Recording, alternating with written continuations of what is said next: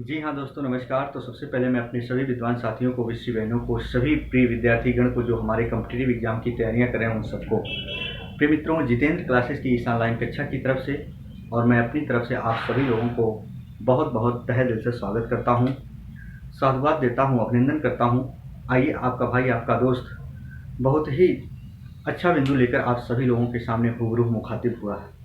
प्रिय विद्यार्थीगण, जैसे कि आप जान पा रहे होंगे, जो हमारा हिंदी व्याकरण का बहुत ही चर्चित बिंदु चल रहा है वो है संधि, और संधि में व्यंजन संधि चल रहा है, जहाँ से ज़्यादातर प्रश्न आते हैं। प्रिय मित्रों, मैं बता देना चाहता हूँ, जो आप तक ये शब्दकोश पहुँच रहे होंगे, हर एक संधि के पार्ट, आप उसको एक बार जरूर देख के एग्जाम देने जाना। और जहाँ तक विद्यार्थीगण, मेरी ये गारंटी है कि वहीं से ज़्यादातर प्रश्न पूछे जाते हैं। और मैंने बहुत अच्छे से कंसेप्ट भी बताया है, जो भी बिंदु आपका क्लियर ना हो जाके आप पढ़ सकते हैं। कंसेप्ट वाइज प्लेलिस्ट में वीडियो पड़ी है। जी हाँ विद्यार्थीगण, मैं एक चीज़ ये भी बता देना चाहता हूँ, जो हमारे विद्यार्थीगण हिंदी व्याकरण बहुत अच्छे से पढ़े होते हैं, लेकिन कुछ ऐसे बिंदु होते हैं व्याकरणिक दृष्टिकोण से जहाँ महीन पहलू के अंतर होते हैं, उस पर भी मैंने वीडियो बना दिया है।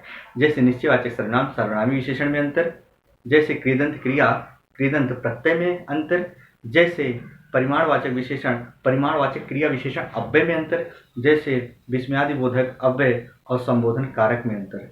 विद्यार्थीगण, जो बिंदु ना क्लियर हो जाके आप देखिएगा, बिंदु क्लियर हो जाएगा। आइए, आज हम व्यंजन संधि का 5वां नियम लेकर आए हैं और कैसे कैसे आपको करना है एक बार देखते हैं। विद्यार्थीगण, जैसे मैंने कुछ शब्द लिखा, जैसे मैंने लिखा तिसरा, कृष्णा, विष्णु, शरण, पुराण, ऋण, भरण, रामायण, नारायण, प्रमाण, प्रमाण और परिणाम।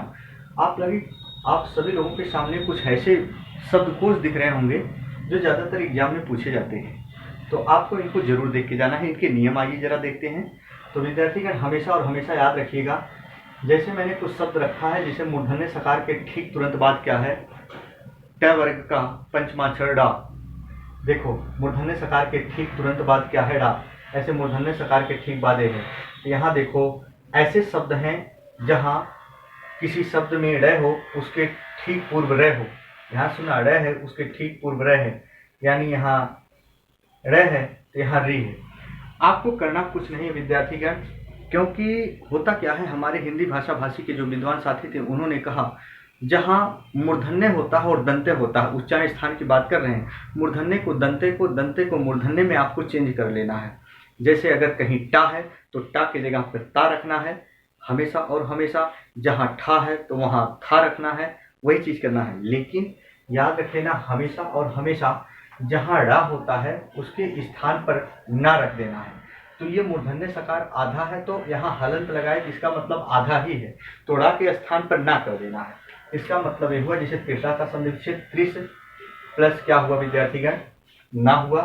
ऐसे कृष्णा का कृष प्लस क्या हुआ, ना हुआ। ऐसे विष्णु का रा की जगह पर ना, यहाँ छोटाऊ की मात्रा लगा है, छोटाऊ की मात्रा मैंने रख दिया, कुछ करना नहीं आपको। शरण का सर जमा न कर दिया, पुराण का पूरा जमा न कर दिया, ऋण का री जमा न कर दिया, भरण का भर जमा न कर दिया। रामायण का देखो जरा विद्यार्थीगण, तो राम जमा क्या कर दिया, अयन, रा की जगह पे क्या कर देंगे हम, ना कर देंगे। फिर नारायण का यहाँ होगा नार जमा अयन। जी हाँ, क्या होगा, नार जमा अयन होगा। तो विद्यार्थीगण, यहाँ हम लिख दे रहे हैं नार जमा अयन, जरा देखो, नार जमा अयन। फिर प्रणाम का प्र जमा क्या होता है, नाम होता है। फिर प्रमाण का यहाँ मान कर दिया, यहाँ परिणाम का परिजमा नाम कर दिया। ध्यान सुनो, इसके साथ साथ विद्यार्थीगण, जो अनुसार वाले हैं, जहाँ दंते सकार आपको कहीं दिख जाए, दंते सकार और उसके ऊपर अनुसार लगा हो, तो इस दंते सकार में जो स्वर रहित जो अनुसार होता है, उसके जगह पर स्वर रहित मैं हम लिख देते हैं। तो याद रखना, यहाँ हम क्या रखेंगे, इसके स्थान पर मैं, तो हम करेंगे सम प्लस क्या करते हैं, सार कर देंगे। यहाँ इसके स्थान पर मां लिखेंगे और ये सार अलग कर देंगे, हमेशा और हमेशा वही करना है। संहार का सम प्लस हार कर दिए, संयोग का सम जमा योग, संवाद का सम प्लस वाद, संशय का सम प्लस सय, फिर संवेग का सम प्लस वेग, ऐसे संलाप का सम प्लस लाभ, ऐसे हर का मैंने किया है।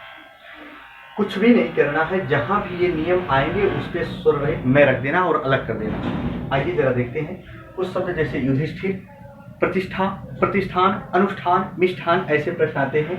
तो याद रखना हमेशा और हमेशा। देखो यहाँ मूर्धन्य सकार और हमेशा यहाँ ठ है, तो हम कहते हैं मूर्धन्य में हमारे मूर्धन्य सकार भी आते हैं उच्चार स्थान में, और टैबर के ट ठ ठ सब आते हैं, तो ठ भी आता है।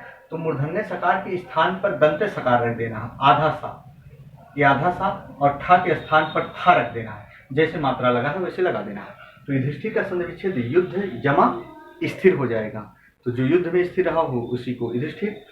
प्रतिष्ठा का प्रति जमा, ये मूर्धन्य सकार आधा है, तो मूर्धन्य सकार के स्थान पर दंत्य सकार आधा रख देना, ठा की जगह पर था रख देना, आ का मात्रा आ। तो जरा देखो प्रतिष्ठा का संधि विच्छेद प्रति प्लस क्या हो गया, स्था हो गया। ऐसे प्रतिष्ठान का प्रति प्लस स्थान, ऐसे अनुष्ठान का अनु प्लस क्या होगा, स्थान होगा। ऐसे देखो बहुत इंपॉर्टेंट, जैसे आता है कष्ट, जैसे आता है दुष्ट, जैसे आता है नष्ट, जैसे आता है दृष्टांत, जैसे आता है दृष्टि। तो यहाँ कष्ट है तो ये मूर्धन्य सकार आधा है, तो आधा ऐसे हलन से लगाओगे तो आधा खुदे हो गया। टा मूर्धन्य है, इसको दंते में बदलोगे तो टा की जगह पर क्या रखना पड़ेगा, ता रखना पड़ेगा। तो कष्ट में कष्ट जमा ट की जगह पर ता, नष्ट में नष्ट जमा ता, दुष्ट में दुष्ट जमा ता, दृष्टि में दृष्टि जमा ती। और याद रखना एक शब्द मैंने लिखा विद्यार्थीगण, निष्ठुर। बहुत पूछा जाता है, निष्ठुर हमारी विसर्ग संधि है, कभी गलत मत करना, व्यंजन संधि नहीं है। तो निह जमा क्या होता है, ठुर होता है। फिर देखो किमा मैंने लिखा, तो किम जमा क्या कर दिए, वार कर दिए।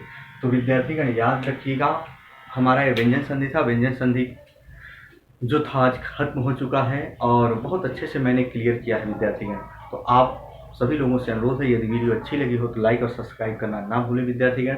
नेक्स्ट दिन जब हम मिलेंगे हूबहू वही शब्द लेकर मिलेंगे जो हमारे विसर्ग संधि में आते हैं, जैसे सरोज, जैसे यशोदा, जैसे पयोद। बहुत ऐसे शब्द होते हैं जहां आप शब्द समझ नहीं पाते हैं, वही शब्द हूबहू रखेंगे जो एग्जाम में आते हैं। हाल ही में विद्यार्थीगण KVS का एग्जाम हुआ विद्यार्थीगण, जो विद्यार्थीगण पढ़ कर गए थे बहुत अच्छे से, उनका प्रश्न हूबहू वही आया था। तो एक बार आप भी पढ़ के जाएं और मजा आएगा विद्यार्थीगण। तो आज तक की मेरी कक्षाएं यहीं तक होगी सभी प्यारे विद्यार्थीगण। आज आपका भाई आपका दोस्त अपनी बारी को विराम देता है। तब तक के लिए मित्रों, जय हिंद, जय भारत।